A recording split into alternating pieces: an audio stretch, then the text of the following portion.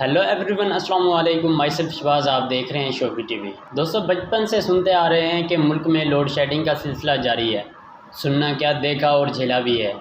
یہ اذیت نہ ختم ہونے والا سفر کبھی اپنی منزل کو پہنچے گا بھی یا نہیں، اسی کے انتظار میں زمانے بیت جائیں گے اور شاید آنے والی نسلیں بھی یہ عذاب جھیلتی رہیں گی۔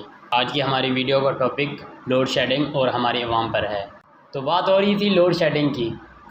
اس بارے میں ہر حکومت جو اقتدار میں ہو یا اقتدار میں آنے کی تیاری میں ہو، منجن لوڈ شیڈنگ کے خاتمے کا ضرور بیچتی ہے۔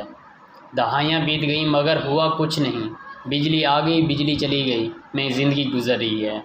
گرم موسم کی اذیت اور یہ لوڈ شیڈنگ روز خبروں میں بھی پڑھتے ہیں اور دیکھتے بھی ہیں۔ عوام اس مشکل میں لوڈ شیڈنگ برداشت کرتی ہے اور پرسان حال کوئی نہیں۔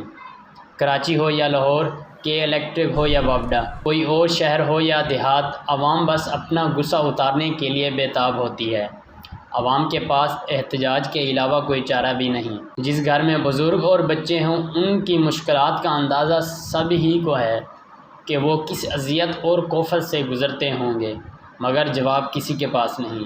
اتنا شدید گرم موسم اور انتظامیہ کی نااہلی، عوام بس صبر کا امتحان دے رہی ہے۔ اب جبکہ وزیر اعظم نے جولائی میں مزید لوڈ شیڈنگ کا کہہ دیا ہے تو عوام میں اس بیان سے مزید تشویش کی لہر دوڑ گئی ہے۔ ہمارے ملک کی بدقسمتی ہے کہ 70 سال سے اس ملک کو کوئی ایسا لیڈر یا حکمران نہیں ملا جو مخلص ہو کر اس مملکت خداداد کی ترقی و خوشحالی کے لیے سوچ سکے۔ جو بھی آیا اس نے اپنا مفاد عزیز رکھا اور ملک کی عوام کو مختلف مسائل سے دوچار کیے رکھا۔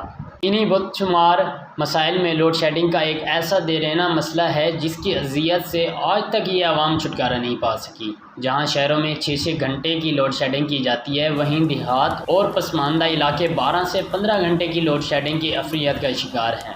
سردیاں تو جیسے تیسے گزر جاتی ہیں، لیکن گرمیوں میں یہ عذاب شدید کے مترادف ہوتا ہے، اور اس پہ سونے پہ سہاگا ہے کہ ہمارے ملک کے 4 موسموں میں سب سے طویل دورانیہ موسم گرما کا ہوتا ہے۔ صاحب حیثیت حضرات تو جنریٹر، یو پی ایس یا ٹھنڈے علاقوں کا رخ کر کے اس کا مداوع کر لیتے ہیں، لیکن ایک غریب آدمی کو اپنے ہی علاقے میں رہ کر بنا کسی متبادل حل کے اس جہنم میں گزارا کرنا پڑتا ہے۔ خاص کر بچوں اور بزرگوں کا تو حال قابل رحم ہوتا ہے۔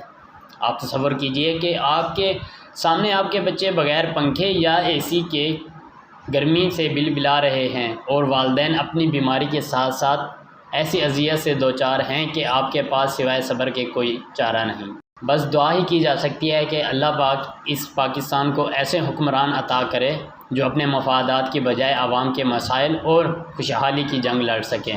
آمین۔ دوستو، اگر آپ کو ویڈیو اچھی لگی تو ہماری ویڈیو کو لائک اور چینل کو سبسکرائب کر دیں۔ ملتے ہیں ایک نئی ویڈیو کے ساتھ۔ Thanks for watching. السلام علیکم۔